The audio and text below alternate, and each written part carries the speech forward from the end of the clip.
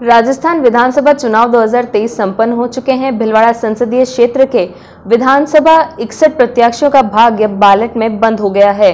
वहीं पर 30 नवंबर शाम 6 बजे से ओपनिंग पोल्स के निर्वाचन विभाग द्वारा रोक हटा दी गई है। इसको लेकर आज भीलवाड़ा लोकवाणी की टीम इसके ऐसे तबके पर पहुंची जहां कांग्रेस और बीजेपी के नीतियों को लेकर खुलकर विचार रखती है। तो आइए जानते हैं हम भी क्या है इनके विचार। राजस्थान में भारतीय जनता पार्टी सरकार बन रही है, तो क्या लगता है? ओपिनियन पोल जो राजस्थान में दिखाए गए हैं वो निश्चित रूप से सटीक साबित होंगी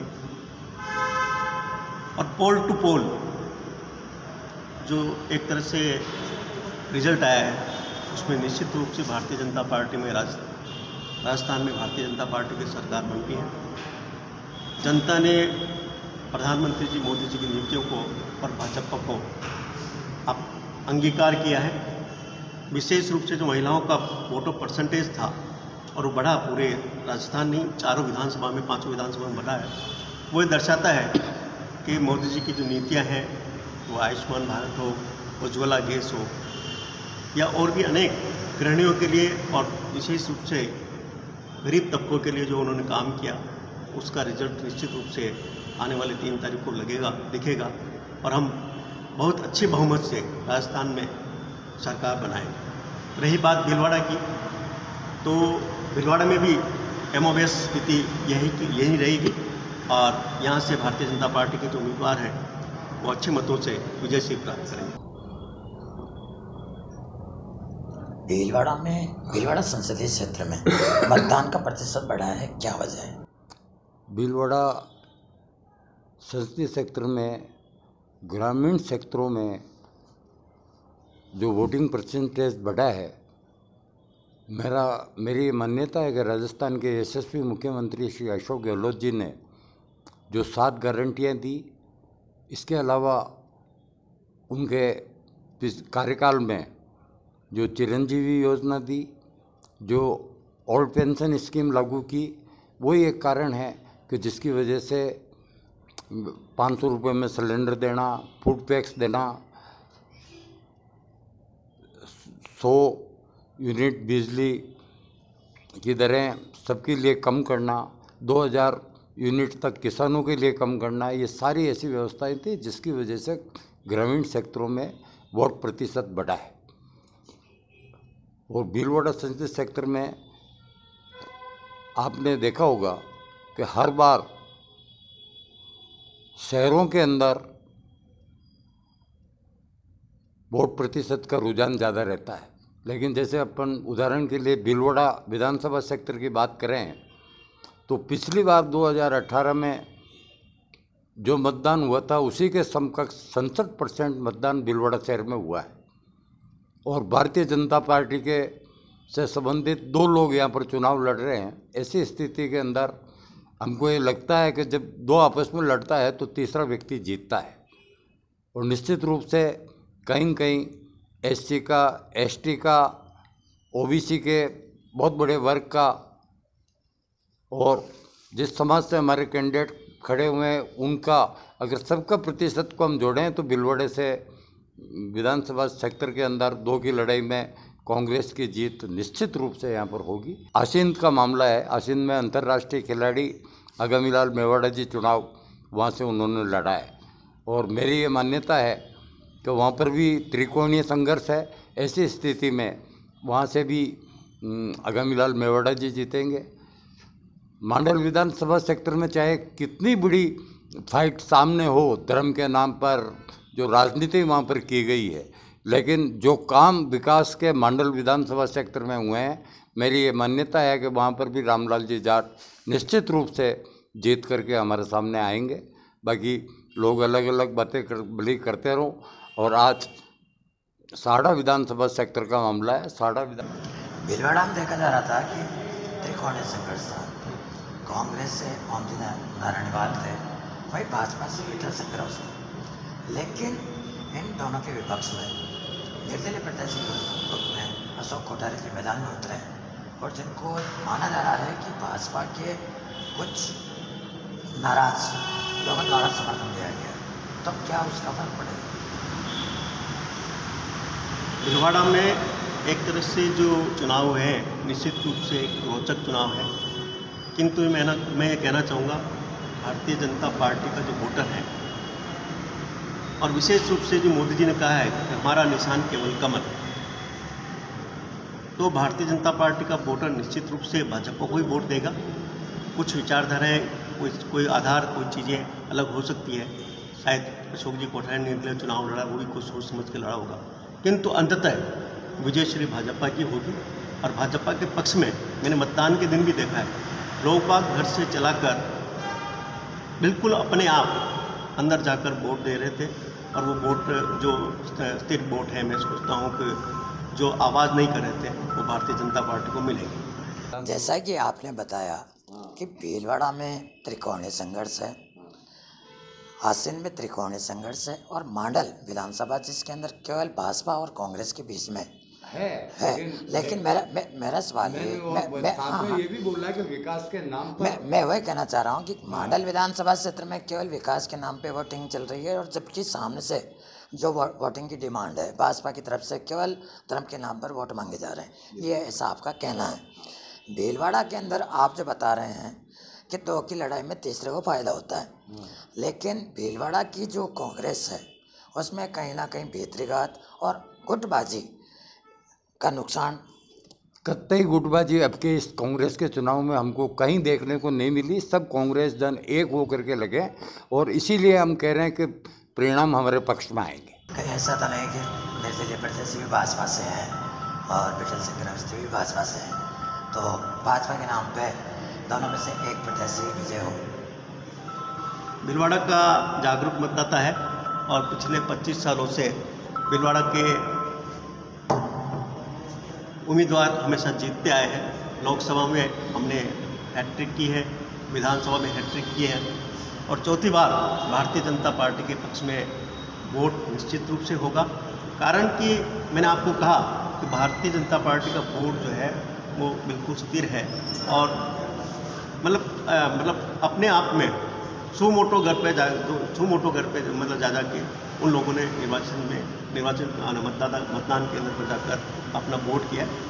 निर्दलीय का कोई असर मुझे नहीं लगता कि ऐसा कोई बड़ा फर्क पड़ने वाला है। आप एक ऐसे तबके से रिलेशन रखते हैं जो न्याय, धर्म, अच्छे और बुरे की परख करते हैं, तो भीलवाड़ा के अंदर, भीलवाड़ा संसदीय क्षेत्र में मोदी, योगी और राजे के साथ रक्षा मंत्री जी का दौरा रहा है, तो क्या भारतीय जनता पार्टी के लिए संजीवनी का काम किया है? वहीं प्रियंका गांधी और अशोक गहलोत का भी यहाँ सचिन पायलट के साथ दौरा रहा है, तो क्या कांग्रेस की साख बचा पाएंगे ये लोग? कांग्रेस की साख तो हमेशा ही बनी रही है, बचाने का सवाल नहीं, बची हुई है कांग्रेस की साख। जहाँ तक भीलवाड़ा में चुनाव में मोदी, योगी, वसुंधरा राजे, राजनाथ सिंह, इनके आने का जहाँ तक प्रश्न है, इनकी यहाँ किसी प्रकार की साख नहीं है, क्योंकि जनता ऊब चुकी है इनके भाषणों से। ये हिंदू मुस्लिम ध्रुवीकरण की बातें करते हैं, इसके अलावा इनके पास कोई नीतियाँ, कार्यक्रम नहीं है। कांग्रेस ने जब भी वोट लिया है नीतियों, कार्यक्रम और आइडियोलॉजी के आधार पर वोट लिया है, इसलिए ये कांग्रेस का मुकाबला तो कर ही नहीं सकते।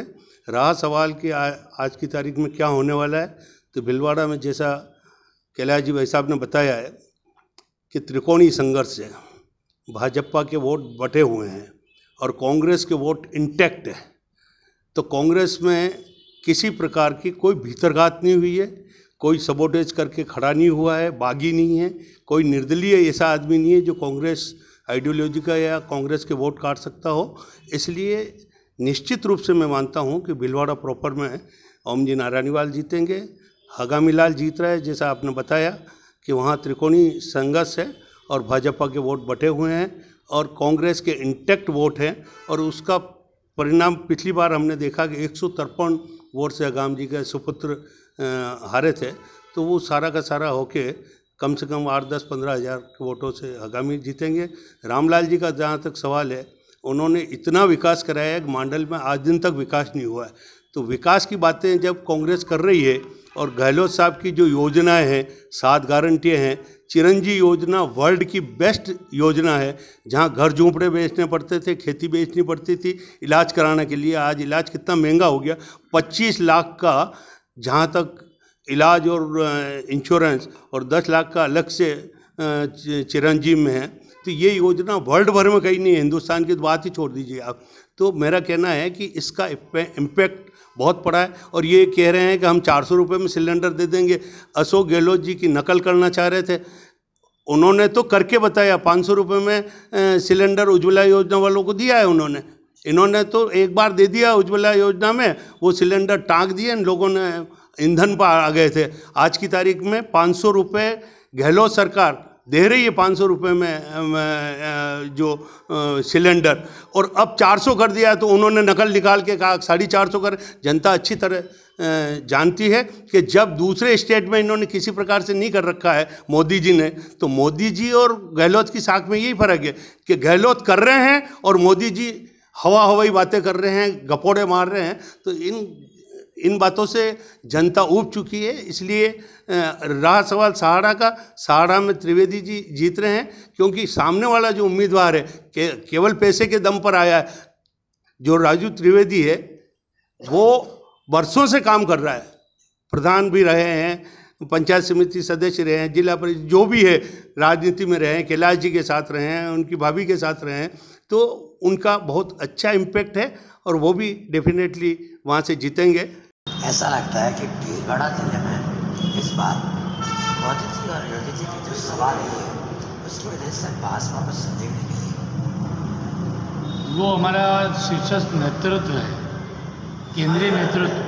कोई भी पार्टी चलती है उसके नेतृत्व के आधार पर चलती है, और वो इतना मजबूत और परिणाम देने वाला नेतृत्व है, तो हमारे लिए तो संजीवनी है ही, और वो हमें ज़रूर मिली है। और हम माननीय प्रधानमंत्री जी के शुक्रगुजार हैं कि उन्होंने भीलवाड़ा ज़िले में आकर के मतदाताओं से पार्टी को समर्थन देने की अपील रखी, और मतदाताओं ने भी उसी अनुरूप अपना समर्थन और मत भारतीय जनता पार्टी को दिया है। क्या माना जा रहा है कि इस बार मोदी और गहलोत जी के बीच में चुनाव था? ये बीजेपी वाले कह रहे हैं कि मोदी और गहलोत के बीच में चुनाव है। कांग्रेस का चेहरा सामने था, कांग्रेस का मुख्यमंत्री का चेहरा सामने है और भाजपा के सामने नहीं है। क्या कहते हैं? मैं ये बता रहा हूँ कि जनता वर्सेज मोदी हो रहा है। चुनाव ये हो रहा है जनता वर्सेज मोदी, और गहलोत की योजनाओं का कितना परिणाम होता है। तो जो आंखों से दिख रहा है, अब ये चश्मा चढ़ा ले कोई अंधभक्त तो उस चश्मे से तो फर्क पड़ेगा नहीं, क्योंकि वोट तो लोगों ने दिए हैं। और जैसा बताया है कि सिटी में जब भी पोलिंग ज़्यादा होती है तो ये माना जाता है कि बीजेपी जीत रही है। पोलिंग यहाँ कोई विशेष बड़ी नहीं है, और पोलिंग जो हुई है उसमें इनके दो वो फाड़ में भीलवाड़ा प्रॉपर में हुआ है। और पहले से भी मानते हैं, आज भी मानते हैं कि गांवों में अगर पोलिंग बढ़ी है तो कांग्रेस को बेनिफिट हुआ है। तो ये सारे circumstance, a man can speak like but circumstances can not. आदमी झूठ बोल सकता है, परिस्थितियाँ झूठ नहीं बोल सकती। परिस्थितियाँ सारी कांग्रेस के पक्ष में है, और वसुंधरा को तो साइड लाइन कर रखा है। वसुंधरा की बात ही क्या करो। राजनाथ जी को यहाँ जानता कौन है? मोदी को जानते हैं, तो मोदी क्या यहाँ मुख्यमंत्री बनेंगे क्या? तो मुख्यमंत्री का चेहरा कौन सा है? गहलोत जाना परखा आदमी है, पायलट का अपना लोकप्रियता है, गहलोत साहब की अपनी लोकप्रियता है, और उन्होंने सरकार चलाई है। वेलफेयर स्टेट जो होती है, ये कहते हुए मुफ्त की रेवड़ियाँ, ये तो 5 साल के लिए अभी बढ़ा दिया इन्होंने। क्यों बढ़ाया? 2024 का चुनाव है लोकसभा का, इसलिए इन्होंने 5 साल के लिए बढ़ाया। और इन्होंने ये साबित कर दिया है कि हिंदुस्तान में गरीबी बढ़ी है। ये कहते हैं बड़े जोर शोर से 80 करोड़ को हम गरीबों को अनाज खिला रहे हैं, इनकी जेब से खिला रहे हैं। It is insult of poor persons. गरीब आदमियों की इंसल्ट कर रहे हैं अगला आदमी। तो भाजपा की कोई नीति नहीं, कार्यक्रम नहीं है। हिंदू मुस्लिम सिख ईसाई सब है भाई भाई। हर बार माना जाता है कि वोटिंग प्रतिशत बढ़ने से भाजपा को फायदा होता है, और इस बार जो वोटिंग हुई है बिल्कुल साइलेंट वोटिंग मानी जा रही है। जो एक संसद पैदा करेगी कांग्रेस या भाजपा। साइलेंट वोटर इसलिए रहा है कि निर्वाचन विभाग द्वारा अब अपने स्तर पर पर्ची वोटर तक पहुंचा दी जाती है, लेकिन मतदाताओं का जो रुझान है वो उन गारंटियों पे फोकस है कि जहां जिस नीति की नींव रखी जाए उसका फल भी वही पूरा करे। उस मामले में आदरणीय मोदी जी खरे और सच्चे उतरे हैं और ये जनता भलीभांति जानती है कि वो जिसकी नींव रखते हैं उसका उद्घाटन भी वही करते हैं। इसी को मद्देनज़र रख मतदाताओं ने अपना मतदान किया, इसलिए राजस्थान भर में और हमारे भीलवाड़ा ज़िले में मोदी की गारंटी चली है, न कि घमंडिया अलायंस की पार्टी कांग्रेस वो अपना कुछ धरातल पे बता पाई है। गहलोत सरकार की जो नीतियाँ जनता में पहुंची है, अब 2 दिन और रुक जाओ आप, जनता क्या मैंडेट देती है। शायद कांग्रेस वापस सरकार बना रही है और हमारे सीनियर लीडर सुरेश जी श्रीमाली, कैलाश जी व्यास ने जो कहा सब इन्होंने बता दी। हम तो जूनियर कार्यकर्ता, हम तो यही सोच रहे हैं कि वापस कांग्रेस सरकार बन रही है। क्या लगता है वोट प्रतिशत बढ़ने से कांग्रेस को फायदा? हाँ, वो आपका कहना है कि मोदी जी की गारंटी चली है, जबकि 7 गारंटियाँ अभी दी गई है, उससे पहले 10 गारंटी की योजना लागू की गई थी अशोक गहलोत सरकार में। तो कहीं ना कहीं वोटिंग प्रतिशत में इसका कहीं रोल बनता है। राजस्थान सरकार द्वारा जो गारंटियाँ दी गई थी वो गारंटियों का हर्ष जनता भलीभांति जानती है कि जिन गारंटियों को बोला गया है उसके पीछे बजट नहीं है, और बजट नहीं है तो वो धरातल पे आ नहीं सकती है। लेकिन मोदी की गारंटी वो होती है जो धरातल पे उतरती है और अपना फल देती है, और ये चीज़ जनता ने अपने दिलो दिमाग में रखा है कि कौन सी गारंटी पूरी हो सकती है। वो उज्ज्वला हुई, चाहे नारी सशक्तिकरण, क्योंकि जो महिलाओं का मतदान बढ़ा है वो हाल ही के अंदर जो महिलाओं के आरक्षण का बिल संसद ने पास किया, उस महिला सशक्तिकरण के उस पर बहुत बड़ा कदम था और महिलाओं ने बढ़ चढ़ करके मोदी जी को और कमल निशान को अपना समर्थन प्रदान किया। जनता का कल्याणकारी नीतियाँ जो आई ना जनता में, इसीलिए प्रतिशत बढ़ा है कि भाई अशोक गहलोत सरकार ने बहुत अच्छी नीतियाँ लाया है, इसलिए बढ़ा ही है और सरकार बनने के चांस आ रहे हैं। तो मोदी और योगी का यहाँ जो सभाएं करना है उसका कोई इफेक्ट है? इस अशोक गहलोत सर की नीतियों के आगे इस मीटिंगों का कोई ज़्यादा महत्व नहीं रहेगा। अशोक गहलोत की नीतियाँ ही। क्या मानते हैं इस बार भीलवाड़ा संसदीय क्षेत्र में भाजपा अपना परचम फहरा पाएगी? भाजपा 7 सीटों पे अपना परचम फहराएगी और अच्छे बहुमत के साथ फहराएगी। उसमें हमारी स्थानीय भीलवाड़ा सीट भी सम्मिलित रहेगी। अब हम ऐसे शख्स के साथ पहुंचने वाले हैं जो कि राजनीति के तो गाहक माने जाते हैं, चाणक्य माने जाते हैं, साथ ही पत्रकारिता में भी अपना जोर बता चुके हैं। तो मैं उनसे बात करता हूं कि इस बार राजनीति किस करवट बैठ रही है और उनका क्या मानना है और उनका क्या आकलन है। सबसे पहले तो मैं जिला प्रशासन का आभार और धन्यवाद व्यक्त करना चाहता हूं कि वोटों परसेंटेज जो बढ़ा है हमारे ज़िले में, उसके अंदर जिला प्रशासन का बहुत बड़ा रोल रहा है। हर स्कूलों में बच्चों को जागृति लाना, बच्चों को सड़क पे निकाल के बताना कि वोट हमारा लोकतंत्र का ये सबसे बड़ा महोत्सव है और इसके अंदर वोट डालना चाहिए। तो उन बच्चों ने अपने पेरेंट्स को, जो वोटों परसेंटेज बढ़ा है उसके लिए उन बच्चों ने अपने पेरेंट्स को बाहर निकाला कि पापा को, मम्मी को, सबको कहा भी हम लोग गए हैं और वोटों के लिए हमने कहा है कि लोकतंत्र में सबको वोट देना चाहिए। इसलिए वोटों परसेंटेज के लिए तो सबसे बड़े अगर कोई जिला प्रशासन का बहुत बड़ा रोल रहा है इसमें, और उनका हम आभार और धन्यवाद देते हैं। कांग्रेस के लिए जन कल्याणकारी योजनाएं संजीवनी का काम किया है, ऐसा मानते हैं आप, जिसकी वजह से परसेंटेज भी बढ़ा है या लोगों में रुझान बढ़ा है? देखिए, हमारे युवा जो हैं काफ़ी बेरोजगार हैं। राजस्थान में एक नई जागृति अशोक गहलोत लेके आए थे, युवाओं को नौकरी देना और युवाओं को कैसे रोजगार उपलब्ध कराया जाए, सस्ता लोन दिया जाए, इंडस्ट्रीज़ के लिए उनको ज़मीनें दी जाए, ये सब चीज़ें। उसके अलावा भी उन्होंने कहा कि जो सीनियर सिटीजन है, जो बुजुर्ग हैं, जिनके घर का खर्चा, उन लोगों की पेंशन को बढ़ाना और जो लोग स्कूलों में बच्चियां पढ़ती हैं, बच्चे पढ़ते हैं, उन लोगों को लैपटॉप उपलब्ध कराना, अभी विकलांग जो थे, दिव्यांग थे, बच्चियों को स्कूटी बांटना, ये इस प्रकार की योजनाएं जो हमारे अशोक जी ने चलाई थी, उसके प्रति भी लोगों में जागरूकता आई। जहाँ दिव्यांग लोग थे उन लोगों ने बढ़ चढ़ के भाग लिया। बच्चों जो जिनको ये बालिग होने जा रहे हैं, कॉलेज के स्टूडेंट हैं, ये इन लोगों ने बढ़ चढ़ के मतदान में भाग लिया। और अशोक गहलोत की जो योजनाएं थी उनको देखते हुए भी मतदान काफ़ी बढ़ा है।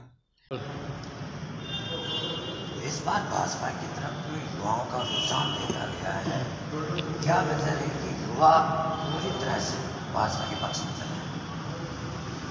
युवाओं का भाजपा के प्रति रुझान के प्रति दो मुख्य कारण हैं। एक तो गहलोत सरकार के राज में न तो रोजगार की स्थिति अच्छी रही और न ये जो पेपर लीक और इतने पेपर लीक हुए, कोई भर्ती के अंदर किसी युवा को कोई सपोर्ट नहीं मिला। आप 2 साल तक तैयारी कर रहे हो, पेपर लीक हो गया, फिर एग्ज़ाम कैंसिल, फिर वो वापस उस तैयारी में लग जाता, फिर पता चला वापस पेपर कैंसिल। तो युवाओं का भविष्य के साथ गहलोत सरकार ने जो खिलवाड़ किया है उसका मुंह तोड़ जवाब युवा ने दिया है और पूरी प्रचंड बहुमत के साथ भाजपा को जिताने का एक लक्ष्य बनाया है। इसलिए हर युवा पूरी शक्ति के साथ अपने साथियों के साथ भाजपा के पक्ष में मतदान करके भाजपा को जिताने का काम करने के लिए संकल्पित है।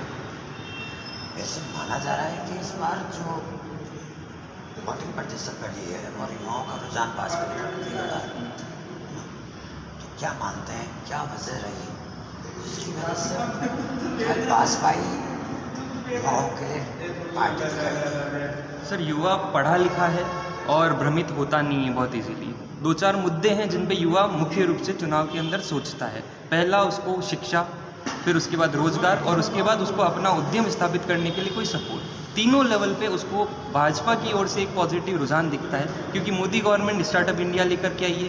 पैसा गवर्नमेंट की तरफ से एक सपोर्ट है कि बैंक से काम धंधा करने के लिए लोन भी मिलेगा और गवर्नमेंट उसमें सपोर्ट करेगी। दूसरी चीज़, शिक्षा और एजुकेशन जो है, हम चाहे शिक्षा में पढ़ाने की बात करें या फिर उसके बाद भर्तियों की बात करें, उसके लिए भी मोदी सरकार और भाजपा का एक प्रतिबद्धता दिखती है। और वहीं अगर गहलोत सरकार की बात करें तो वहाँ कोई प्रतिबद्धता ही नहीं दिखती। उनके मंत्री और उनका जो रवैया दिखा है भर्तियों को लेकर, तो उससे युवा काफ़ी आक्रोशित था।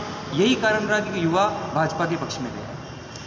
ये थे हमारे साथ भारतीय जनता पार्टी को लेकर को देखते हुए, या वही हमारा पुराना डर्रा है, जनता जो 5 साल कांग्रेस को बैठाती है, 5 साल बीजेपी को, वो डर्रा बना रहेगा।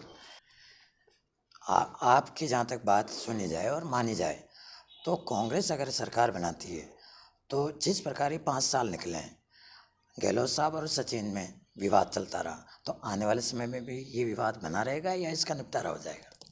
देखिए, समय होता है, समय के साथ हर चीज़ ठीक होती है।